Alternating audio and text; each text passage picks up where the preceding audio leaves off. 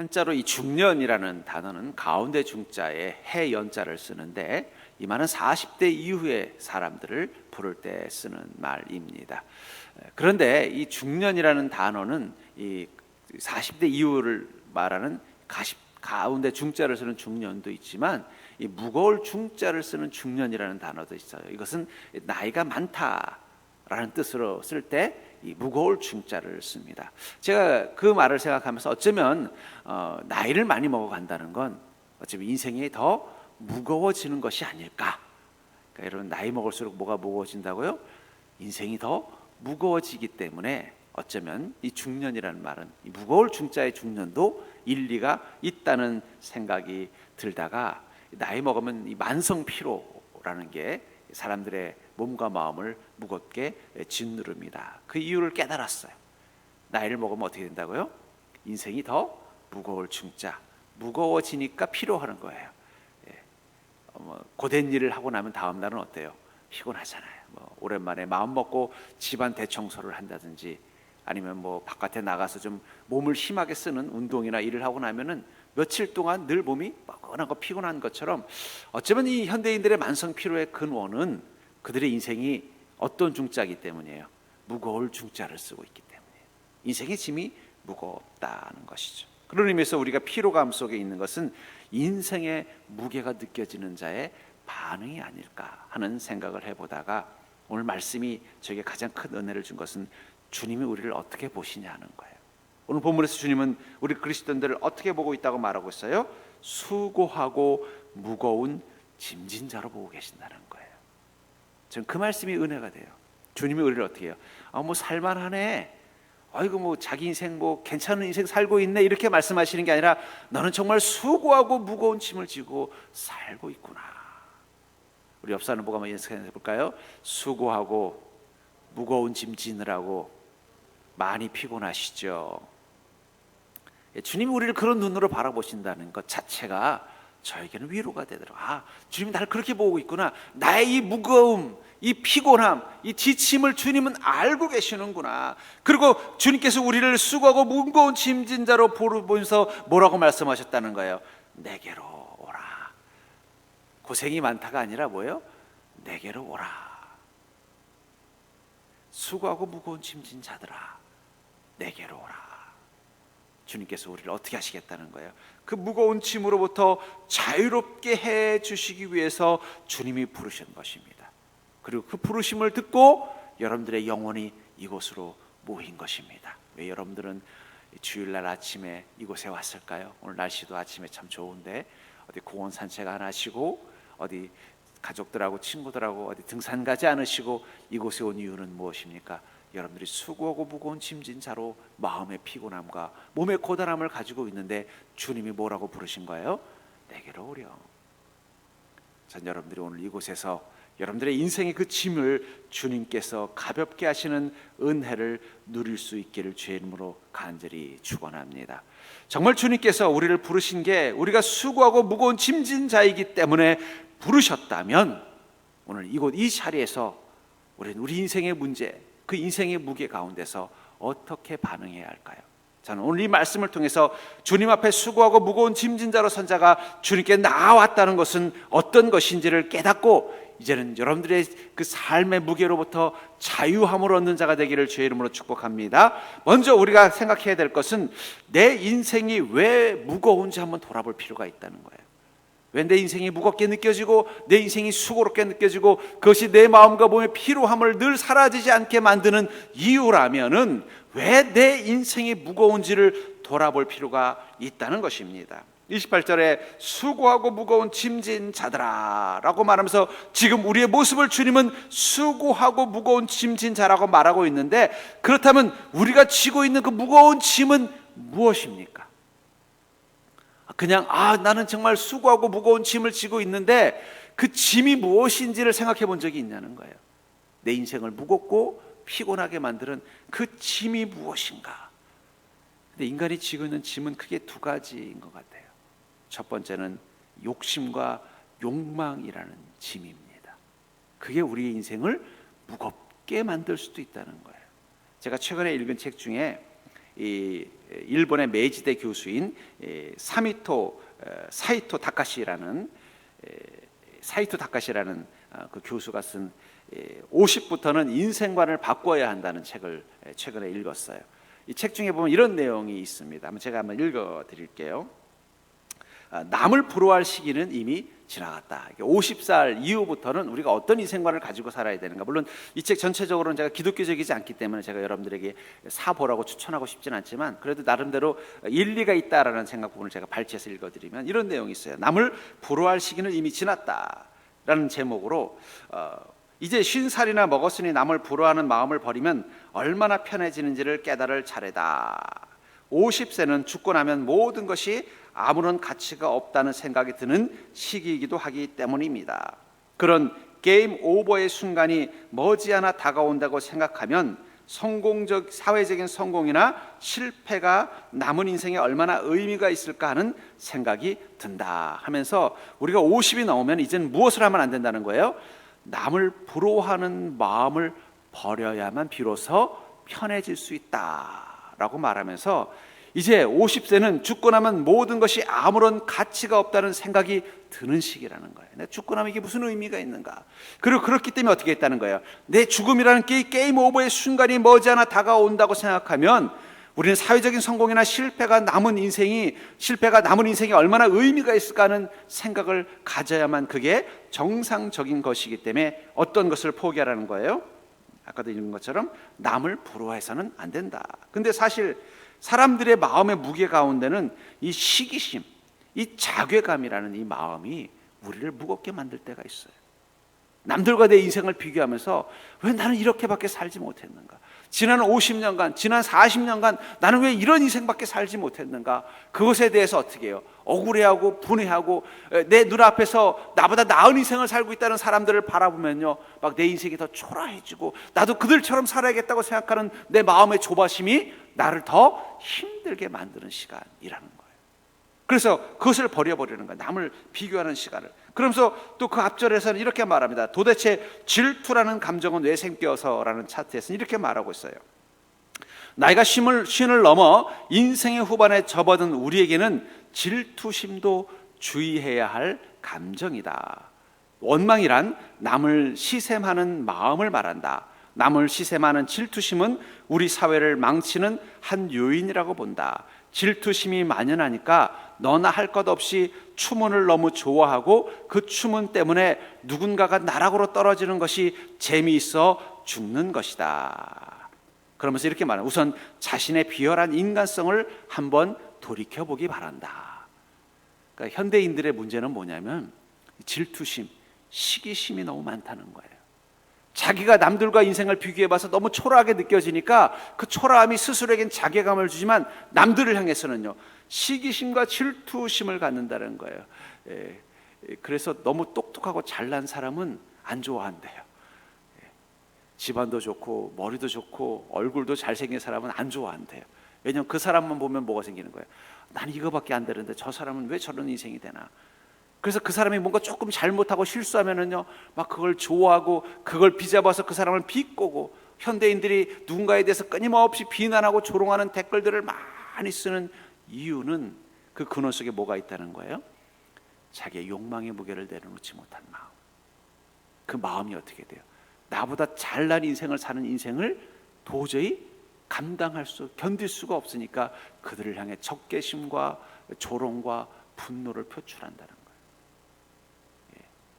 그래서 어떻게 돼요? 이게 제가 이렇게 가끔 인터넷 기사에 어떤 인물에 대한 평을 듣고 거기 댓글을 올리는 걸 보면요, 조금 질투를 유발할 만한 사람들 밑에 댓글이 더 많아요. 비난하고 욕하고 조롱하고. 근데 별로 질투할 만한 게 없는 사람 앞에는 댓글도 없어요. 악플이 없으면 선플이라도 넣어야 되는데 그냥 아무 글도 없어요. 왜 그럴까? 그러니까 사람들의 그 욕망에 대한 무게가 다른 사람을 향해 시기하고 질투하게 만든다는 거예요. 그것이 우리 인생을 무겁게 만드는 짐, 욕망이라는 짐이라면 그것은 반드시 버려야 할 것입니다. 내 마음속에 끊임없이 시기심이 있고 다른 사람들과 내 인생을 비교하는 마음이 있고 다른 사람의 인생과 내 인생을 비교하면서 내 인생을 초라하게 느끼고 자괴감을 가지고 있다면 그것은 내가 어떤 짐을 지고 있다는 거예요? 그 욕망, 욕심이라는 짐을 여전히 지고 있다는 거예요. 그게 20대, 30대 때는 야망이 되고 열정이 돼서 감당할 수 있을 때는 그게 문제가 되지 않지만, 그러나 이제 40대, 50대가 넘어가면서 이제는 내 힘으로 감당할 수 없는 무게가 되어버렸을 때는 그것이 나를 더 지치고 힘들게 만드는 이유가 된다는 거예요. 여기 제가 읽지는 않았습니다만 이 50부터 인생을 바꿔야 한다는 이 사토이 다카시 이 작가가 이런 말을 하더라고요. 50이 넘은 이제는 자기 인생을 돌이킬 수 없다는 걸 안다는 거예요. 아무리 내가 애를 쓰고 욕심을 부려도 다른 사람의 인생만큼 살 수 없다는 걸 안다는 거예요. 그렇다면 이 페이스대로 갈 수 있기 위해서는 그 무거운 짐에 대한 그 마음을 내려놓아야 한다 하는 그 글을 보면서 어쩌면 그 속에서도 영적인 의미가 있는 것 같아요. 잠언 28장 25절에 보면은 욕심이 많은 자는 다툼을 일으키나 여호와를 의지하는 자는 풍족하게 되느니라 하는 말씀이 있습니다. 저는 이 말씀을 우리 안에 있는 욕망이라는 짐과 이 욕심을 욕망이라는 짐으로, 그리고 욕망이라는 짐이 만들어내는 시기심과 분노라고 표현한다면 이렇게 한번 해석을 해볼 수 있을 것 같아요. 이 문장을 마음에 아직도 버리지 못한 미련이 남은 자는 타인의 삶에 시기심이 생겨서 관계와 공동체의 다툼을 일으키나 모든 것을 주님의 은혜로 받아들이며 자족할 줄 아는 자는 그 마음이 풍족하여 감사와 평안이 넘치게 되느니라. 그러니까 잠언 28장 25절을 우리 안에 아직도 버리지 못한 욕심의 짐, 욕망의 짐, 그것이 만들어내는 시기심과 절망과 분노의 마음이라면은 그것을 이렇게 표현할 수 있다는 거예요. 마음에 아직도 버리지 못한 미련이 남은 자는 타인의 삶에 시기심이 생겨서 관계와 공동체의 다툼을 일으키나 모든 것을 주님의 은혜로 받아들이며 자족할 줄 아는 자는 그 마음이 풍족하여 감사와 평안이 넘치게 되느니라. 실제로 그리스도인이 되는 순간, 우리가 거듭나는 순간 우리는 이 욕심이라는 짐을 내려놓을 수 있는 용기가 생기는 거예요. 빌립보서 4장 11절부터 12절에 보면 이 바울 목사님이 자기 인생의 야망과 욕심, 소위 말하는 예루살렘 공회원이 되어서 정치적, 종교적으로 지도자가 되는 야심을 가졌던 그 청년 바울이 다메섹 도상에서 예수 그리스도를 만나고 나서 그가 거듭난 뒤에 그는 그 욕망의 짐을 내려놓고 살게 되었습니다. 그리고 그런 그 이후의 삶을 그는 이렇게 간략하게 빌립보서 4장 11절부터 12절에서 이렇게 말하고 있습니다. 내가 궁핍함으로 말하는 것이 아니니라. 어떠한 형편이든지 나는 자족하기를 배웠노니 나는 비천에 처할 줄도 알고 풍부에 처할 줄도 알아. 모든 일 곧 배부름과 배고픔과 풍부와 궁핍에도 처할 줄 아는 일체의 비결을 배웠노라. 욕심이라는 짐, 미련하는 짐이 내 마음과 삶을 짓누르고 있을 때 그걸 내려놓고 버릴 수 있는 용기를 가진 사람의 마음에는 무엇이 생긴다는 거예요? 평안이 생기고 그 인생에 자족할 줄 알고 감사할 줄 아는 삶으로 변화될 수 있다는 거예요. 가난해도 상관없고 부유해도 상관없다는 거예요. 전 여러분들이 바울 목사님과 같이 그 마음의 짐, 그 몸의 짐으로부터 자유함을 누리는 자가 되기를 주의 이름으로 축복합니다. 그러니까 욕심과 욕망이라는 짐이 여러분들의 마음을 짓누르고 있다는 증거는 뭐냐면 두 가지가 나오면 돼요. 다른 사람 보면 시기심 생기고 부러움 생기고 내 인생을 바라보면 초라하게 느껴지고 자괴감이 느낀다면 아직도 내 어깨에 무슨 짐이 남은 거예요? 아직도 욕망의 짐이 남아있는 거예요. 우리 젊은이들은 조금 가져도 돼요. 아직은 감당할 힘이 있으니까 그 욕망을 건전하게 표출하십시오. 그게 꿈과 열정과 야망입니다. 그러나 그걸 죽을 때까지 쥐고 살면 안 돼요. 그럼 추해지는 거예요. 그러나 적어도 중년, 무거울 중자를 쓸 수 있는 중년의 시간이 지나신 분들은 그걸 버리셔야 돼요.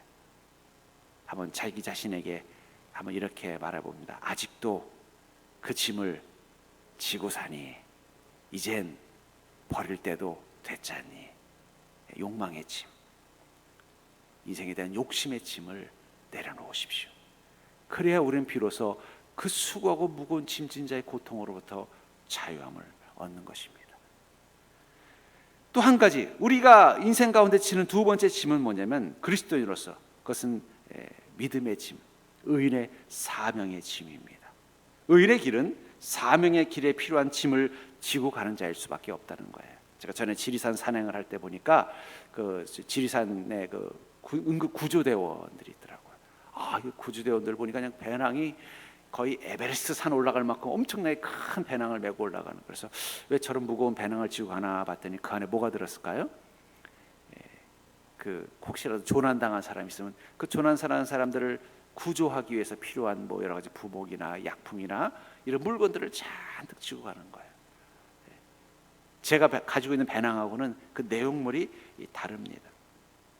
그런 것처럼 여러분들, 우리가 이 땅 가운데 그리스도인을 사는 순간 우리의 마음, 우리의 삶의 배낭 속에는 세상 사람들이 지고 있는 욕심과 욕망이라는 짐 말고 다른 짐들이, 꾸러미가 들어있어요. 그게 바로 사명과 비전이라는 짐이라는 거예요. 이 짐이 우리를 무겁게 누를 때도 있어요. 우리가 믿음으로 바로 살기 위해서, 주님이 우리에게 주신 그 사명을 감당하기 위해서 우리는 우리 인생의 무거운 짐을 지고 가듯이 힘겹게 하루하루 살아갈 때도 있다는 거예요. 말씀대로 살고 믿음대로 살고 주님의 명령하심대로 사는 게 우리 인생 가운데 무게가 될 때도 있다는 거예요. 성경에도 있는 많은 그리스도인들 중, 의인들 중에서도 그 무게를 느낀 사람들이 있습니다. 아마 대표적인 게 바로 이 열왕기상 19장 1절부터 4절에 나오는 바로 이 엘리야일 거예요. 엘리야가 이 아합 왕 때 이 우상을 섬기는 이스라엘 땅에 끝까지 복음을 지켰던, 그 하나님 믿는 믿음을 지켰던 엘리야가 드디어 용기를 내서 이 바알과 아세라를 섬기는, 그 우상을 섬기는 대제사장들과 함께 소위 영적 전쟁을 치릅니다. 그리고 하나님께서 엘리야의 편을 들어줬어요. 그리고는 그 대가로 우상을 섬겼던 그 악한 대제사장들을 다 죽이게 합니다. 근데 이 사실을 안 아합의 부인인 이사벨이 이 소위 말하는 살인 청부업자들을, 자객들을 보내서 아합을 죽이려고 엘리야를 죽이려고 하는 거예요. 놀란 엘리야가 급하게 도망을 가는데 너무너무 자기 인생이 지치는 거예요.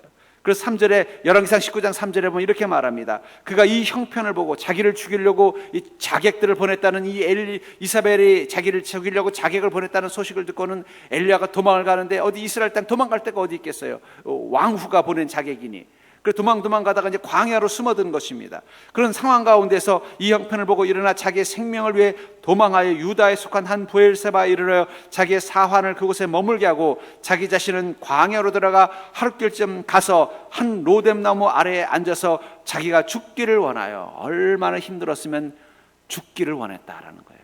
차라리 이 나무에다 목매달아 죽고 싶다. 여러분, 우리가 사명의 길도 너무 무겁게 느껴질 때가 있어요. 믿음대로 사는 거 쉽지 않습니다.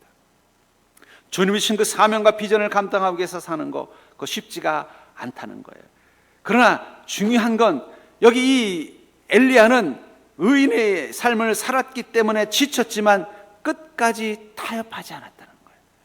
아마 아합과 이세벨이 얼마나 엘리야를 회유했겠어요. 왜냐하면 엘리야 때문에 그렇잖아도 아직도 흔들리고 있는 이스라엘 민족들이 자꾸 반발을 하니까, 이 엘리야만 내 편이 되주면 더 편하겠는데 해서 어떻게 해요? 막 엘리야한테 회유도 했을 거예요. 뭐 좋은 집도 주겠다고 하고, 너에게 좋은 자리도 주겠다고 하고, 그러니 제발 이제 좀 우리를 비판하지 말고 이제는 바알과 아세라를 좀 섬겨봐라. 얼마나 회유를 했겠어요. 근데 끝까지 타협하지 않으니까 보다 못한 이세벨이 그를 죽이려고 자객을 보낸 것입니다. 그걸로 인해 그는 더 힘들고 더 지치고 더 고통스러웠습니다. 그러나 중요한 건 그 짐의 무게 가운데 하나님이 천사를 보내셔서 그가 그 짐을 가볍게 만들어 주시거나 강하게 만들어 줬다는 거예요. 여러분, 사명의 짐, 믿음의 삶의 짐은 무거워도 그걸 끝까지 감당하는 자가 되기를 주의 이름으로 축복합니다. 왜냐하면 그 짐이 무겁다고 느껴질 때 어떻게 하신다는 거예요? 하나님이 오셔서 그 짐을 대신 지어주시거나, 아니면 우리를 성령의 힘으로 강하게 만들어서 그 짐마저도 감당하게 만들었다는 거예요. 예수님을 3번이나 부인했던 베드로, 예수님이 잡혀가는 날 다 도망갔던 제자들이 어떻게 예수님을 위해서 기꺼이 순교의 피를 흘릴 수 있었을까요? 그들이 갑자기 딴 사람이 된 게 아니에요. 그들이 그 사명의 짐을 지려고 할 때 성령님이 그들에게 그걸 감당할 수 있는 힘을 주신 거예요. 성령님이 여러분들 안에 그냥 와 계신 거 아니에요. 그 성령님이 여러분들에게 능력이 될 때는 어떨 때예요? 여러분들이 사명의 짐, 믿음의 짐, 그 짐을 지려고 감당하려고 애쓰는 순간, 그것이 무겁게 느껴지면 성령님이 들어주시고, 그것을 감당할 수 없다고 생각하면 성령님이 우리 인생 가운데 힘이 되셔서 그것을 감당하며 살 수 있도록 만들어준다는 거예요. 그러므로 사랑하는 성도님들, 욕심의 짐, 욕망의 짐, 미련의 짐은 미련 없이 버리는 자가 되기를 주의 이름으로 축복합니다. 그러나 주님 내게 주신 믿음의 짐, 사명의 짐, 비전의 짐은 끝까지 메고 계세요. 그래야 성령님이 들어주시고 성령님이 우리를 더 강하게 만들어 주십니다. 요즘 코로나로 인하여 교회가 위기를 겪고 어려움을 겪는 걸 보면서 어쩌면 이것은 단지 코로나 때문만이 아니라 어쩌면 이 시대 교회가 점점 더 그 사명과 비전을 감당하는 것이 버겁고 무겁게 느껴지는 시대가 되어가고 있겠구나. 그러나 이럴 때 우리는 반드시 이 짐은 무거워도 포기하지 않아야 할 것입니다. 왜냐하면 하나님께서 반드시 가볍게 만들어 주시든지 우리는 그 믿음의 짐을 감당할 수 있도록 하나님 우리를 강하게 만들어 주실 것이기 때문입니다. 그렇다면 사랑하는 성도님들, 왜 여러분들은 여러분들의 인생의 짐이 무겁게 느껴집니까? 사명의 짐 때문에 그러나요? 믿음대로 살려고 하는 그 믿음의 짐 때문에 그런 건가요? 아니면 여전히 내 안에 남아있는 욕심과 욕망이라는 그 짐 때문에 그런 건가요?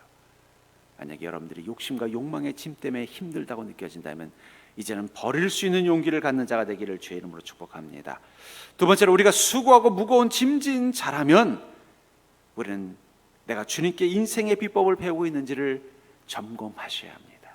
우리가 주님 앞에 나온 수고하고 무거운 짐진 자라면 나는 정말 주님께 인생의 그 비법을 배우고 있는 자인가를 한번 돌아볼 필요가 있다는 것입니다. 29절 상반절을 보시면 나는 마음이 온유하고 겸손하니 나의 멍에를 메고 내게 배우라. 주님께서 뭐라고 말씀하세요? 수고하고 무거운 짐진 자들아 다 내게로 와라. 그리고 어떻게 하라고요? 내게 배워라. 제가 군대에서 이 공병대를 갔는데 공병대로 발령받아서 갔을 때 이 공병대에서 가장 유명한 훈련이 FTC라는 훈련이에요. 한 달 동안 이 강가에서 텐트를 치고 자면서 행군, 사격, 또 공병들이 해야 되는 모든 군사 훈련을 한꺼번에 집중적으로 하는 시간입니다. 그러니까 한 달 동안 이 군 부대를 떠나 있어야 되니까 모든 짐을 다 가져가야 되는 거야. 그러니까 막 군장도 엄청나고 또 그걸 가지고 그냥 바로 가는 게 아니라 행군을 또 해야 돼. 행군에서 거기 목적지에 도착하면 거기서 수경을 하고 뭐 이런 시간을 한 달을 보내야 되는 아주 힘든 훈련인데 처음인 거예요. 그러니까 처음이니까 저는 이게 어떤 훈련인지도 모르고 뭘 가져가야 되는지도 모르는데 마침 고참이 와가지고는 이런 건 가져가고 이런 건 가져가지 말라고 구체적으로 저에게 얘기를 해주고 방법을 가르쳐 주더라고요. 그렇게 하고 왔더니 어떻게 돼요? 거기 가서 필요한 것들을 가지러 올 수도 없는 거예요. 부대로 한 달 동안 거기서 그냥 살아야 되는 거예요. 만약에 안 가져왔다 그러면 그거는 소위 말하는 훈련을 준비 안 한 거기 때문에 거기에 대한 혼이 나야 되는 거예요. 근데 고참이 어떻게 해요? 이거 가져가고 이건 안 가져가도 돼. 이거 가져가면 짐만 되니까 이건 포기하고 가. 이건 반드시 가져가야 돼. 그런 구체적인 것을 무엇을 싸가지고 가야 되는지를 가르쳤기 때문에 첫 번째 훈련을 무사히 잘 마쳤던 기억이 있습니다. 우리가 예수님을 닮는다는 것에서 가장 중요한 포인트는 뭘까요? 우리가 예수 그리스도를 닮는 삶을 산다고 말했을 때 가장 중요한 포인트는 바로 예수님께서 자신의 인생의 무게를 감당했던 비법을 배우는 것입니다. 주님도 한 인간으로 이 땅 가운데 오셨기 때문에 이 땅에서는 어떻게 해요? 주님께서 여러분 예수님께서 가지고 계신 능력을 개인적으로 썼다는 것 성경에서 본 적 있습니까? 심지어는 이 가나안 혼인잔치 때도 주님 뭐라고 말해요? 아직 내 때가 아닌 줄은 모르십니까? 라고 말할 정도로 주님은 자신의 안에 있는 모든 능력을 한 번도 자기 개인의 삶을 위해서 쓴 적이 없어요. 아이고 오늘 저기 어릴 적에 마리아가 예수님 가서 좀 물 좀 떠와요. 저 우물가에 가서 물 좀 떠와요. 그랬을 때 예수님께서 그 능력을 가지고 계셨는데 쓰시겠다면 어떻게 했을까요? 어머니 항아리 좀 줘보세요. 가지고 와서 기도만 하면 물이 꽉 채워지게 하고 귀찮으니까 계속 물이 떨어지지 않게 만들어줬으면 얼마나 편했겠어요. 근데 주님 한 번도 그런 적이 없는 것 같아요. 어떻게 물 떠오라 그러면 물 항아리 가져가서 물 떠 가지고 온 거예요. 주님 한 번도 자신이 가지고 있는 그 하나님으로서의 능력을 개인을 위해서 쓰시지 않았던 것 같아요. 왜 그랬을까요? 그것은 주님이 한 인간으로 인생의 무게를 우리와 함께 나누어지는 것을 경험하기 위해서라는 거예요. 근데 주님은 그곳에서 무엇을 한 거예요? 내가 멍에 매는 법, 내 인생의 무게를 매는 법을 너희들도 배우라는 거예요. 그러면 그 속에서 어떻게 해야 돼요? 인생의 무게를 무게대로 감당하면서도 온전한 그리스도인의 순전한 삶을 살 뿐만 아니라 더불어 사명자로도 살 수 있다는 거예요. 나처럼 살 수 있다는 거예요. 그 첫 번째 포인트가 뭐라는 거예요? 바로 예수님처럼 인생의 무게를 감당하는 법을 배우는 것입니다. 우리가 어떻게 예수님처럼 살 수 있을까요? 그럼 제일 먼저 우리 인생의 무게를 예수님처럼 감당하는 비법을 배우셔야 돼요. 예수님께서 30년 동안, 공생애 이전에 30년 동안 그 이스라엘 땅에 요셉의 아들로 살았던 그 시간, 아마 요셉이 목수였으니까 예수님도 목수였을 것이라고 추정되는 이 목수로서 살았던 그 30년의 시간 속에 자기 인생의 무게, 또 그 집안의 또 큰아들이고, 또 어쩌면 사람들은 오해해서 예수님을 사생아라고 이렇게 수군거리는 그 소리의 마음의 고통까지도 다 감당하면서 30년간을 살아왔던 그 시간이 주님은 무겁지 않았던 이유는 뭐예요? 주님만이 그 인생의 무게를 감당하는 비법을 가지고 계셨기 때문에, 그리고 그것을 우리도 배우라고 말한다는 거예요. 전 그런 의미에서 예수님처럼 산다는 것은 예수님 같이 사는 게 아니라 예수님처럼 사는 거일지도 몰라요. 우리가 다 예수님 같이 살 수는 없어요. 갑자기 광야에 가서 막 40일간 시험 받고 이럴 필요는 없다는 거예요. 직업을 때려치고 가서 뭐 사람들에게 복음을 전하고 병자들을 치료하러 다니고 이럴 필요는 없다는 거예요. 예수님 같이 살 필요는 없습니다. 그러나 예수님처럼 인생의 짐을 감당하는 법은 배우고 살아야 된다는 거예요. 그게 예수님의 제자가 되는 것입니다. 그렇게 예수님처럼 인생의 짐을 지는 법을 배운 사람들을 30절에서 뭐라고 말하냐면, 이는 내 멍에는 쉽고 내 짐은 가벼움이라. 여기 이 멍에와 짐이라는 건 단순히 주님이신 사명과 복음만을 뜻하는 게 아니라 예수님이 한 인간으로 이 땅 가운데 살아왔던 삶의 모든 무게, 모든 감당했던 인생의 모든 짐입니다. 예수님도 복음 전하시지만 마음 한구석에는 어머니 마리아를 걱정하셨어요. 예수님도 이 땅 가운데 복음을 전하고 또 구원하기 위한 구세주로 오셨지만 여전히 날마다 무엇을 먹을까 마실까를 위해서 준비하고 애를 써야 되는 삶을 살았다는 거예요. 그때 주님은 뭐라고 말씀하세요? 그런데 인생의 멍에는 쉽고 내 짐은 가벼웠다. 어떻게 가능했을까요? 하나님께서 예수님을 이 땅 가운데 한 인간으로 보내실 때 그래도 다른 인간들보다는 더 머리도 좋게 만들고 더 힘도 탁월하게 만들어서 그렇게 한 것이 아니라 주님만이 인생의 무게를 감당할 수 있는 주님만의 노하우가 있었다는 거예요. 그것을 우리가 배우기를 원하시는 것입니다. 우리가 예수님을 온전히 믿는 믿음, 그 제자가 되는 순간 우리는 예수님을 통해서 인생의 무게를 지는 법, 인생의 멍에를 감당하는 법을 배운다는 거예요. 그리고 배웠더니 어떻게 되는가? 내 인생의 멍에가 어떻게 되는 거예요? 쉽고 내 짐이 가벼워지는 것을 느끼게 된다는 것입니다. 그게 바로 예수님을 닮는 것이고 예수님의 제자가 되는 것입니다. 성경에 나오는 대표적인 인물 중에 한 명은 저는 바울이라고 생각해요. 사도행전 28장 30절부터 31절에 보면 이 사도행전의 마지막 장면을 바울의 그 마지막 언급을 하고 있는 장면입니다. 그 장면을 이렇게 말하고 있어요. 바울이 온 이태를 자기 셋집에 머물면서 자기에게 오는 사람을 다 영접하고 하나님의 나라를 전파하며 주 예수 그리스도에 관한 모든 것을 담대하게 거침없이 가르치더라. 바울 목사님은 이태리에서 로마에서 2년 동안 셋집에 머물렀다. 아마 이 셋집에 머물렀던 이유는 그냥 뭐 돈이 없어서 셋집에 머무는 게 아니라 소위 이 로마에서는 이 감옥에 들어가는 방법이 있고 가택연금이 있어요. 그러니까 이 셋집은 이제 가택연금에 해당될 것입니다. 그곳에 있으면서도 어떻게 했다는 거예요? 자기에게 오는 사람들을 다 영접하고 그들이 누구든지 영접하고 또 그곳에서 하나님 나라를 전파하고 주 예수 그리스도가 하는 모든 것을 담대하고 거침없이 가르쳤다는 거예요. 죄수의 신분임에도 불구하고 자기 인생의 무게 앞에 낙심하고 힘들어하고 두려워하는 게 아니라 그곳에서도 늘 밝고 평안하며 자기에게 맡겨진 삶을 거침없이 담대하게 살아가는 인생이었다는 거예요. 그 비결은 무엇입니까?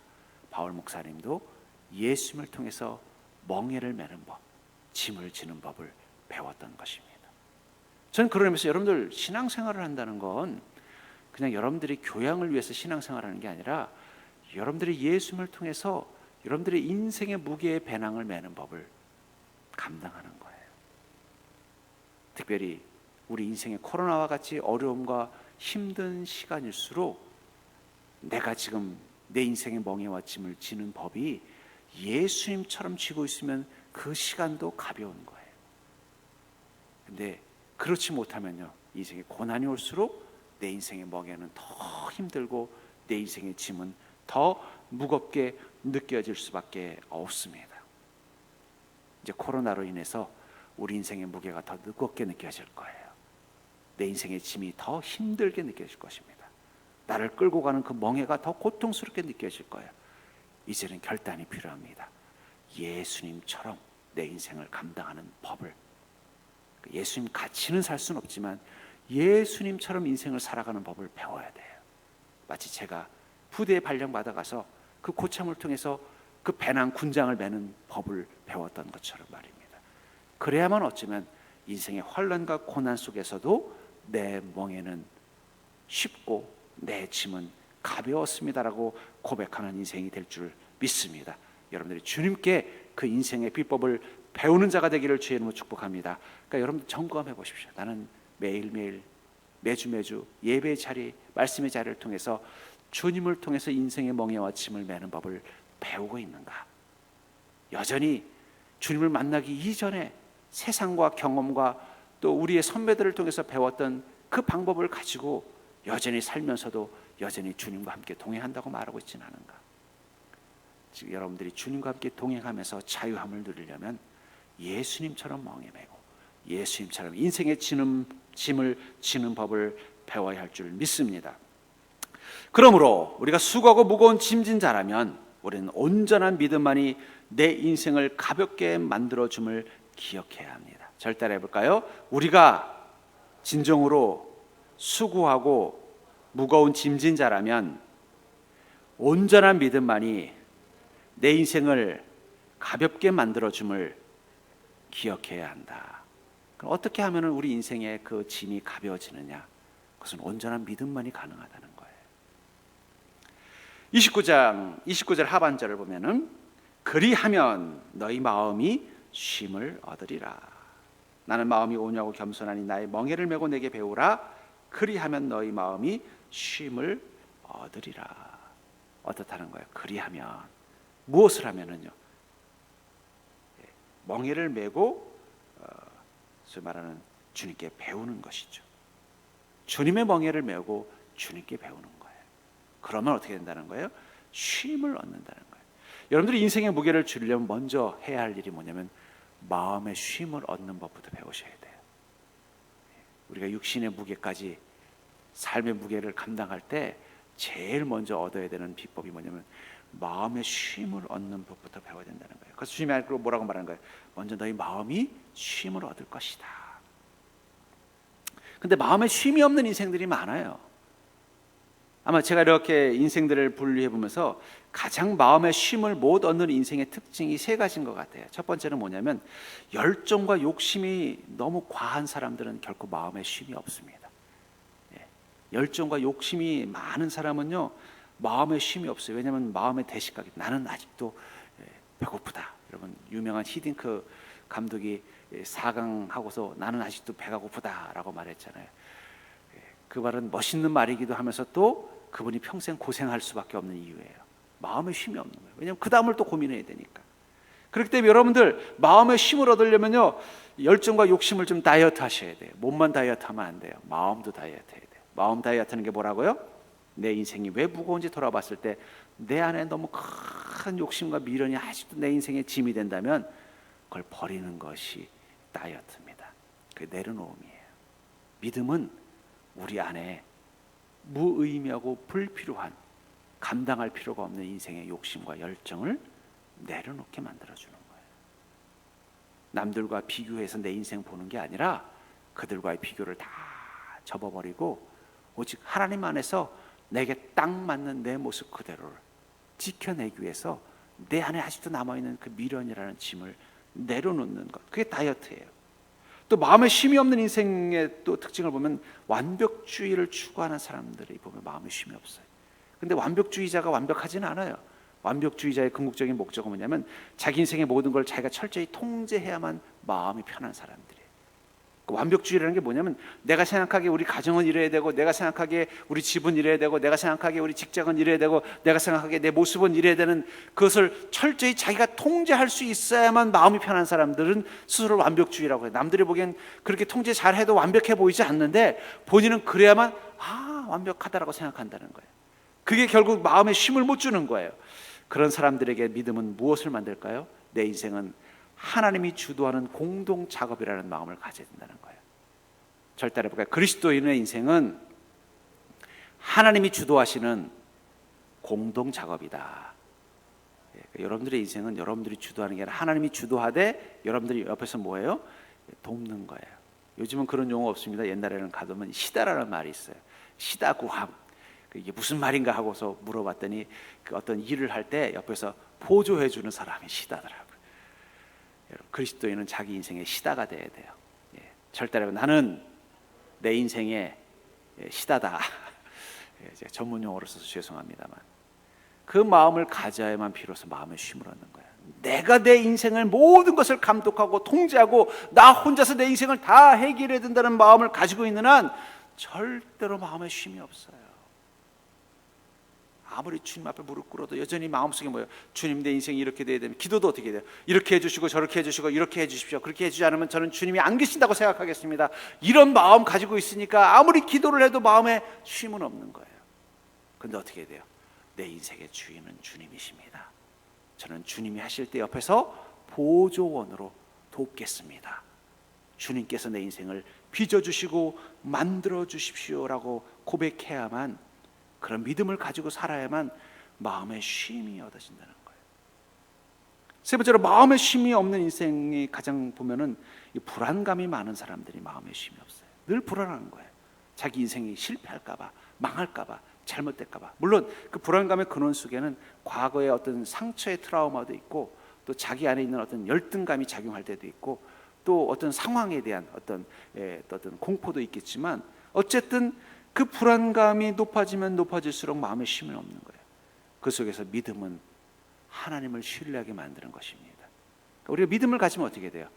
하나님께 모든 것을 맡기고 가겠다라는 신뢰. 그러니까 불안감이 높은 사람은요, 하나님을 신뢰하는 믿음을 갖는 게 제일 힘들어요. 그러니까 불안감이 높은 사람은 이 믿음의 영역 중에서도 하나님께 모든 것을 맡기는 게 제일 힘들어요. 그리고 맡기지 못하는 가장 큰 이유는 뭐냐면 하나님을 향한 신뢰를 갖는 게 제일 힘든 거예요. 그 신뢰를 회복하는 믿음을 가져야 돼요. 하나님 나의 주인이시며 하나님은 전지전능하시며 하나님 나를 사랑하시며, 그래서 요한복음 3장 16절에서 뭐라고 고백하고 있어요? 하나님이 세상을 이처럼 사랑하사. 왜 이처럼 사랑하사라고 말씀하셨을까요? 우리가 하도 못 믿어서, 하나님이 자기 인생을 망가뜨릴까 봐, 하나님이 우리 인생을 파멸시킬까 봐, 하나님이 우리 인생에 간섭할까 봐 못 믿어하는 우리에게 뭐라? 아니다, 내가 너희를 이렇게 사랑하기 때문에 예수님 보낸 거라는 거예요. 그러니까 예수님 볼 때마다 뭘 생각하라는 거예요? 하나님이 날 이렇게 사랑하고 계시는구나. 그 사랑하는 하나님이 내 인생 가운데 주인이시구나. 그 주인 되신 하나님 내 인생을 통치하고 계시는구나. 그렇다면 내 미래에 대해서 걱정할 필요가 없네. 왜냐하면 하나님께서 사랑하신다면 사랑하시는 우리의 인생을 우리가 고통과 절망 속에 살도록 만들지 않을 거라는 것을 믿기 때문입니다. 그래서 시편 40편 5절에 보면 내 영혼아 내가 어찌하여 낙심하며 어찌하여 내 속에서 불안해하는가? 너는 하나님께 소망을 두라. 그가 나타나 도우심으로 말미암아 내가 여전히 찬송하리로다. 여러분들, 우리 인생의 어려움, 코로나와 같은 위기가 왔을 때 우리의 가장 필요한 마음의 쉼을 얻는 비결이 되는 믿음은 하나님을 신뢰하는 믿음을 회복하는 것입니다. 세상 속에 어떤 흉흉한 소식이 들리더라도 여러분들은 하나님을 신뢰하는 믿음으로 여러분들의 인생 가운데 서는 자가 되기를 주의 이름으로 축복합니다. 너는 하나님께 소망을 두라는 거예요. 너의 영혼아 네가 어째서 그렇게 불안해하느냐? 어째서 낙심하느냐? 물론 너의 삶이 낙심할 수 있고 불안할 수밖에 없는 급변하는 상황 가운데 있는 건 맞다. 하지만 너는 하나님께 소망을 두면 된다는 거예요. 하나님께 소망을 두면 어떻게 된다는 것입니까? 낙심할 수밖에 없는 그 시간, 불안해할 수밖에 없는 그 상황 가운데 하나님이 나타나 도우실 거라는 거예요. 그것으로 말미암아 내가 여전히 찬송하리로다. 기뻐하고 감사하며 살 수 있다는 거예요. 마음의 쉼을 얻은 자의 그 콧노래가 나온다는 것입니다. 세상이 흉흉할수록, 세상이 위태위태할수록 여러분들 하나님께 소망을 두는 자가 되기를 주의 이름으로 축복합니다. 그래야만 우리 마음에 쉼이 없고 여러분들이 콧노래 부르며 살 수 있는 거예요. 그러니까 여러분, 절대 그리스도인은 코로나 속에서도 콧노래 부를 수 있다. 우리 코에서 나오는 것은 바이러스가 아니라 기쁨의 노래가 나와야 되는, 흥얼거리는 감사 그런 믿음을 갖는 자가 되기를 주님으로 축복합니다. 하나님께 맡기십시오. 너는 하나님께 소망을 두라. 28절을 다시 보시면 수고하고 무거운 짐진 자들아 다 내게로 오라. 내가 너희를 쉬게 하리라. 오늘 이곳에 주님의 부르심을 받고 오신 여러분들, 하나님께서 여러분들의 마음 가운데, 인생 가운데 쉼을 주실 줄 믿습니다. 그것을 바라고 이곳에 오신 것 아닙니까? 지금은 우리의 몸과 마음이 무겁고 지친 이 시간은 이제 주님을 통해 쉼을 얻어야 될 때예요. 그러려면 여러분들의 마음이 주님께로 가야 돼요. 여러분들의 생각이, 여러분들의 마음이, 여러분들의 믿음이 주님께로 가는 것입니다. 그럼 주님께서 여러분들의 마음 가운데 쉼을 주실 것입니다. 주님의 그 약속을 믿고 인생의 무게를 주님처럼 가볍게 쉽게 감당하는 복된 인생이 되기를 주의 이름으로 간절히 축원합니다.